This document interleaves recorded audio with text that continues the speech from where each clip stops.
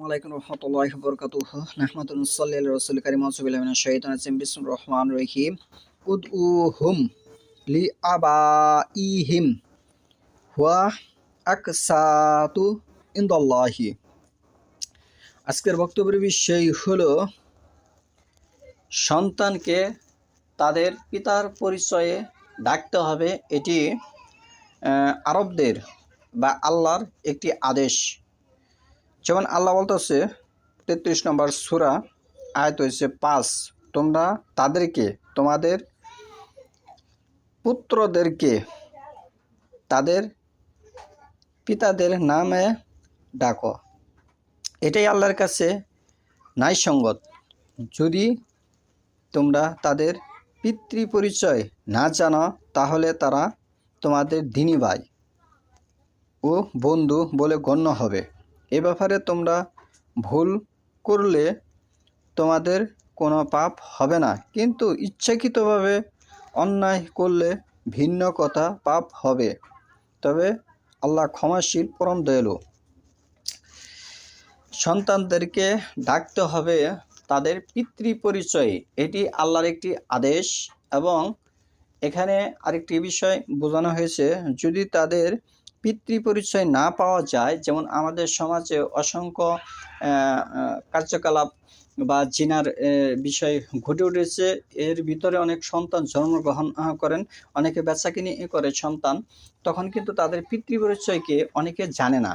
তখন তিনি আল্লাহ বলতেছে যে তারা তোমাদের দিনী ভাই হিসেবে গণ্য হবে যদি তারা ইসলাম ধর্ম গ্রহণ করে, সালাত আদায় করে, জাকাত দেয়। সূরা তবার মধ্যে এই কথা বক্তব্য এসেছে, সালাত আদায় করলে, জাকাত দিলে তাহলে তারা তোমাদের দিনী ভাই। এখন এই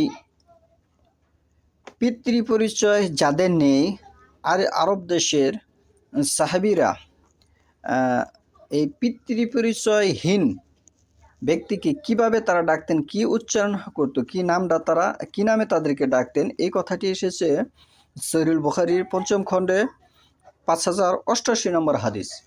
5088 নম্বর হাদিসে এসেছে যে তারা তাদেরকে মাওলা নামে ডাকতো। যেটি আমাদের ভারতবর্ষে মাওলা বলতে আমরা বুঝি আলেম, বড় বুজুর্গ ব্যক্তি। মাওলা নামে আমরা কাদেরকে বুঝে থাকি? বড় বুজুর্গ ব্যক্তি, অনেক জ্ঞানী ব্যক্তি, অনেক পড়াশোনা করেছে, অনেক ডিগ্রি আছে তার, এরকম আমরা বুঝে থাকি। কিন্তু মাওলা তারা সাহাবীরা যাদের পিতৃ পরিচয় জানতো না, এই ছেলের বাবাকে, তাকে তারা মাওলা হিসেবে ডাকতো।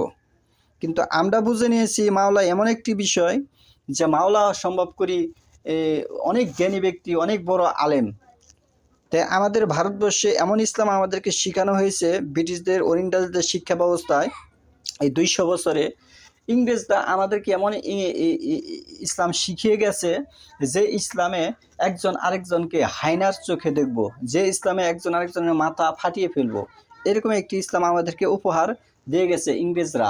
সেই ইসলাম নিয়ে বর্তমানে মানুষ গৌরব বোধ করতেছে, সেই ইসলাম নিয়ে মানুষ খুব অহংকার করতেছে, যে ইসলামে ইহকাল এবং পরকাল ধ্বংস হয়ে গেছে। সূরা কাফের 18 নম্বর সূরা 103 নম্বর 104 নম্বর আয়াত পড়ে দেখুন। সূরা আছাফে এ কথাও এসেছে যে বিভিন্নভাবে কোরআনে বোঝানো হয়েছে যে অনেক ব্যক্তি আছে এমন আমল করবে যে আমলে ইহকাল এবং পরকাল হারাবে। কেন? বেদাত, এই ভারতবর্ষে অসংখ্য লোক বেদাতের সাথে জড়িত। খাঁটি ইসলাম মানতে গেলে তো নিজের কষ্ট ভোগ করতে হবে। মানুষ তো কষ্ট ভোগ করতে রাজি নয়। মানুষ সুখ স্বচ্ছন্দে থাকবে, আরাম আয়েশ করবে, এটাকে তারা ইসলাম মনে করে। ইসলামের মধ্যে আরাম আয়েশ নেই। যে আরাম আয়েশ আছে সে ইসলাম থেকে খারিজ হয়ে যাবে যদি না সে আর্থিক অবস্থা তার সচ্ছল থাকে। তাহলে আমাদের অনেক ভুল বোঝাবুঝি আছে। এই ভুল বোঝাবুঝির যে মেন কারণটি হচ্ছে আমাদের শিক্ষা ব্যবস্থায় হাদিস পড়ানো হয়নি।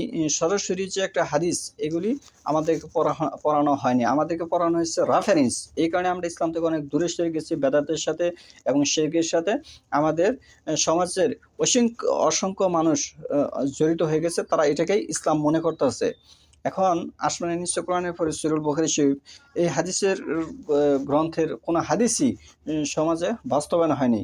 যে সমস্ত হাদিস বাস্তবায়ন হয়েছে সেটা তাদের মন গড়া কিচ্ছা কাহিনী, কিতাব কাহিনী তারা লিখিত করে তাদের হাতে লিখে নিয়েছে। এই সমস্ত কিচ্ছা কাহিনী তারা বাস্তব করে তারা বলতেছে আমরা মুসলিম, আমরা কালামে শাহাদাত পাঠ করেছি। তাহলে এখান থেকে ছোট্ট একটা বিষয় থেকে বোঝা যাচ্ছে মানুষ ইসলাম থেকে কত দূরে সরে গেছে, এবং তাদের নাম কিভাবে লিখতে হবে এটাও তারা জানে না। এবং মুহাম্মদ সাল্লাল্লাহু আলাইহি সাল্লামের সাহাবীরা তাদের নামের প্রথম আবু বকর রাদিয়াল্লাহু আনহু নামের প্রথম কিন্তু মোহাম্মদ লাগায়নি। উসমান রাদিয়াল্লাহু নামের প্রথম কিন্তু মোহাম্মদ লাগায়নি। ওমর রাদিয়াল্লাহু আনহু নামের প্রথম কিন্তু মোহাম্মদ লাগায়নি। এবং আলী রাদিয়াল্লাহু আনহু নামের প্রথম কিন্তু মোহাম্মদ লাগায়নি। সর্বশেষ রাসূলুল্লাহ সাল্লাল্লাহু আলাইহি সাল্লামের যে সন্তান ফাতেমা, তার যে একটি ছেলে ছিল কাসিম, তারাও কিন্তু নামের প্রথম যে মোহাম্মদ লাগাইছে, এটাও কিন্তু হাদিস দ্বারা স্পষ্ট বোঝা যায় না। তাহলে এখানে পিতৃহীন এবং অনপিতৃহীন কিভাবে ডাকতে হবে সেটি আল্লাহ স্পষ্টভাবে বুঝিয়ে দিয়েছেন। সেটি আমরা বাস্তবায়ন না করে গল্প কাহিনী, কিচ্ছা কাহিনী বাস্তবায়ন করেছি, আমরা সেটাকে ইসলাম মনে করতেছি। ওমা তৌফিক ইল্লা বিল্লাহ।